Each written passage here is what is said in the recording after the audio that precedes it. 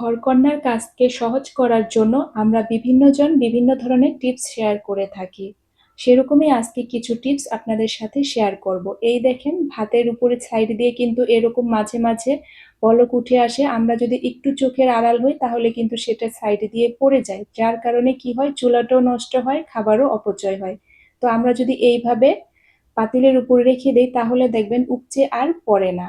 আর ভাতটা যদি ঝরঝরে সুন্দর করতে চান তাহলে এইভাবে ভাত ঠিকা দেওয়ার আগে ১ চা চামচ বা হাফ চা চামচ তেল দিয়ে দিতে পারেন।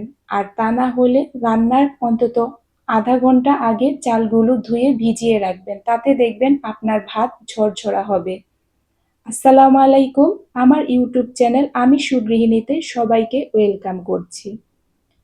তো এই যে এভাবে যদি করেন তাহলে দেখবেন আপনার ভাতগুলো ঝরঝরা হবে। আর এভাবে যদি খুন্তিটা ভাতের উপরে হাঁড়ির উপরে রেখে দেন তাহলে কিন্তু আর সাইড দিয়ে ভাত বলকিয়ে পড়বে না।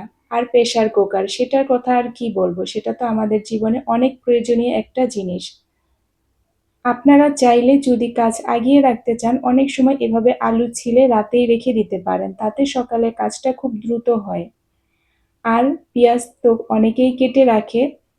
আবার আরেকটা হচ্ছে যে অনেক সময় আমাদের ডিম ভাজার দরকার হয়, আমরা কি করি রান্না বান্না শেষ করে একটা কড়াইতে তেল দিয়ে ডিম ভেজে নেই, তাতে কি হয় ডিম ভাজার পরে অনেকটা তেল কড়াইতে থেকে যায় আর সেভাবেই সারাদিন থাকে, একটা কড়াই ওভাবেই পড়ে থাকে বা একটা বাটিতে তুলে রাখতে হয়। তার জন্য যদি আমাদের এরকম টুকটাক কিছু ভাজার দরকার হয় তাহলে তরকারিটা বসানোর আগে কিন্তু ডিমটা ভেজে নিতে পারি, তাহলে সেই কড়াইতেই পরে দেখা যায় আমরা তরকারিটা করে নিতে পারি।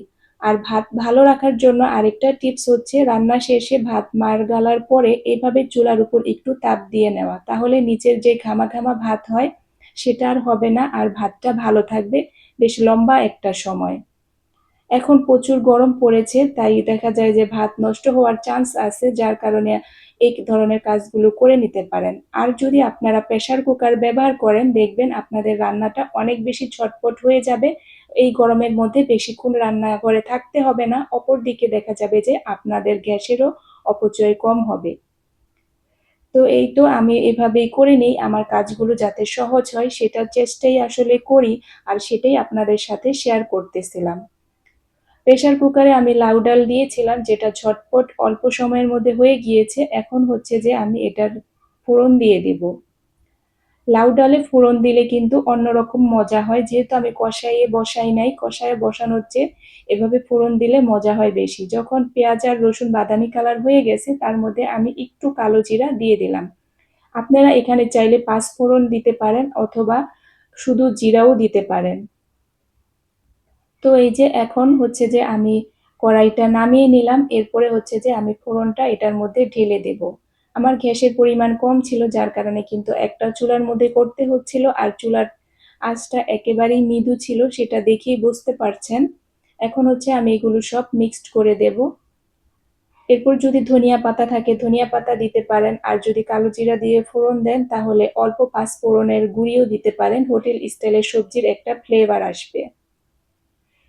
আমার ভিডিওতে এই পর্যন্ত কে কে আছেন জানি না, চাইলেই কিন্তু আমার চ্যানেলটাকে সাবস্ক্রাইব করে রাখতে পারেন। আর এদিকে হচ্ছে যে আমি ফ্রোজেন ধনিয়া পাতা রেখে দেই, যখন আমার কাছে এভাবে নর্মাল ধনিয়া পাতা না থাকে তখন আমি এইভাবে বের করে তারপরে আমার তরকারির মধ্যে, তারপর ছোট মাছ করলে সেটার মধ্যে সবজির মধ্যে দিয়ে দেই।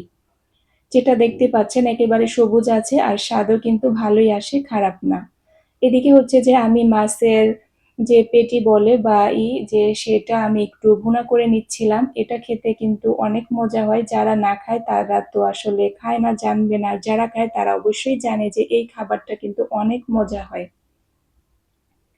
তো যারা এই ধরনের লাইফস্টাইল ভিডিও দেখতে পছন্দ করেন আমার চ্যানেলটাকে সাবস্ক্রাইব করে রাখতে পারেন। সাবস্ক্রাইব করে পাশে অল বাটনে ক্লিক করে রাখবেন, আমি যখনই কোনো নতুন ভিডিও ছাড়বো আপনার কাছে নোটিফিকেশন চলে যাবে, আপনি আপনার সময় সুযোগ মতো দেখে নিতে পারবেন। এদিকে হচ্ছে যে আরেকটা জিনিস, অনেকেই মাছের ডিম রান্না করেন তবে প্রপার ভাবে ক্লিন করতে পারেন না। তো এইভাবে হচ্ছে যে আগে আমি মাছের ডিমটা উপর দিয়ে ধুয়ে নিয়েছি, এরপরে হচ্ছে যে মাছের ডিমের মধ্যে যে পাতলা আবরণটা থাকে সেই স্বচ্ছ পাতলা আবরণটা কিন্তু উঠিয়ে ফেলে দিতে হবে। তো সেটাই আপনাদেরকে দেখাচ্ছিলাম যে কিভাবে এটা উঠাতে হয়। এভাবে উঠিয়ে তারপরে হচ্ছে যে যদি রান্না করা হয় সেটা কিন্তু স্বাস্থ্যসম্মত আর খেতেও কিন্তু ভালো হয়। তো এই যে এইভাবে একেবারে পাতলা একটা আবরণ থাকে। আপনারা দেখেই বুঝে নিবেন যে আবরণটা অনেকে যারা করেন তারা তো জানেনই। আর যারা এভাবে করেন না তারা দেখে নিতে পারেন। একেবারে এই যে আঙ্গুল দিয়ে দেখাচ্ছি পাতলা একটা আবরণ থাকে, এটাকে উঠিয়ে ফালাই দিবেন। তাহলে এটা স্বাস্থ্যসম্মত হয় আর খাবারটা খেতেও স্বাচ্ছন্দ্যে খাওয়া যায়। তো এই ডিমের ভাজিটা হচ্ছে যে অনেক বড় মাছের মধ্যে কিন্তু এই ডিম থাকে। রুই মাছ, তারপর পাঙ্গাস মাছ, আরো এই ধরনের অনেক মাছের মধ্যে কিন্তু ডিম পাওয়া যায়। আর সেই ডিমটা কিন্তু বাচ্চাদের ভাজি করে দিলে ওরা খুব পছন্দ করে, ইভেন বড়রাও পছন্দ করে। আর এই ডিমটা আপনারা চাইলে করলা ভাজির মধ্যে দিতে পারেন, আবার অন্য যেকোনো ভাজির মধ্যেও দিতে পারেন। এরপরে হচ্ছে যে এই যে হাত দিয়ে আমি এভাবে চটকে নিচ্ছিলাম যাতে আলাদা আলাদা হয়ে যায়। আর যখন করবো যাতে একটার সাথে আরেকটা না লাগে, ঝুরো ঝুরো ঝুরা ঝুরা হয় ওই রকম একটা। আর এই যে এভাবে করলে কিন্তু হাতের সাথেও যে আরো যে বাকিগুলো ছিল সেগুলো কিন্তু উঠে এসেছে, এই যে দেখতেই পাচ্ছেন। তো এভাবে আপনারা করে নেবেন বড় মাছের ডিম পরিষ্কার। আর এটা আজকে আমি করব আলু ভাজি দিয়ে। দেখতেই পারতেছেন সাইডে আমি আলু ভাজি কুচি করে কেটে রেখেছি, সেটা দিয়ে করে নেব। ভিডিওর এই পর্যায়ে এখনো যারা ভিডিওতে লাইক দেননি প্লিজ দয়া করে একটা লাইক দিয়ে কন্টিনিউ করেন। আর যারা এই কাজটি করে দিয়েছেন তাদেরকে জানাই অসংখ্য অসংখ্য ধন্যবাদ। তো এই যে এখন হচ্ছে যে আমি এটাকে রান্না করে নেব, তার জন্য সবকিছু রেডি করে নিয়েছি। এখন হচ্ছে যে আমি চুলায় প্যান বসিয়ে দিয়েছি আর অলরেডি প্যানে পেঁয়াজও দিয়ে দিয়েছি। আমরা তো ঘরকন্নার কাজ সবাই কম বেশি পারি আর একেকজন একেকভাবে করি। যখন অন্যজনেরটা জানি তখন নতুন করে অ্যাড করি বা সেভাবে করলে দেখা যায় অনেকটাই কিন্তু উপকৃত হই। তো এরপরে যে একে একে আমি আদা রসুন বাটা আর অন্যান্য মশলাগুলো সব দিয়ে দিলাম ভাজির জন্য, ডিম ভাজির জন্য, সাথে তো আলু দিব। তো এদিকে হচ্ছে যে আমার যে বাসন মানে প্লেট বাটি আর প্রেসার কুকার নষ্ট হয়েছে, এটা আমি বসিয়ে দিয়ে কিন্তু সেগুলো ক্লিন করে নেব।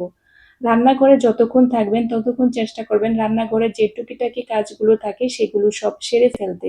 এই গরমের মধ্যে শুধু রান্না করবেন তারপরে আবার পরবর্তীতে গিয়ে আবার আরেকটা করবেন, সেভাবে করলে দেখা যাবে কি সারাদিন রান্নাঘরেই থাকতে হবে আর এই গরমে ঘামিয়ে অসুস্থ হয়ে যাবেন।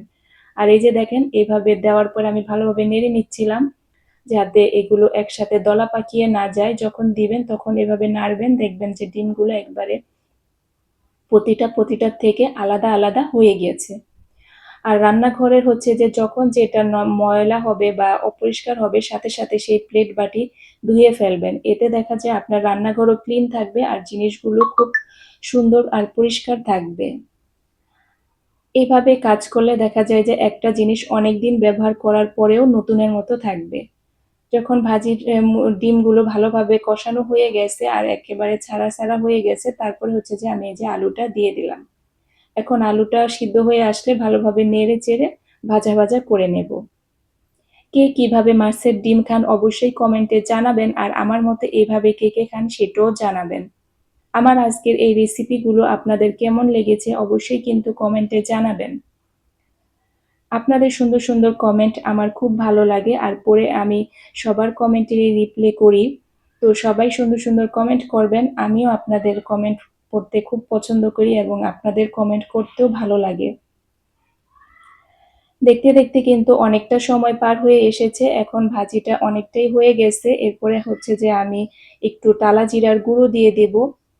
এটা দিলে দেখা যায় বড় মাছের ঘ্রাণ ডিমের মধ্যে একটাই থাকে, এটা দিলে অনেক সুন্দর একটা ঘ্রাণ আসে যেটা খেতে ভালো লাগে।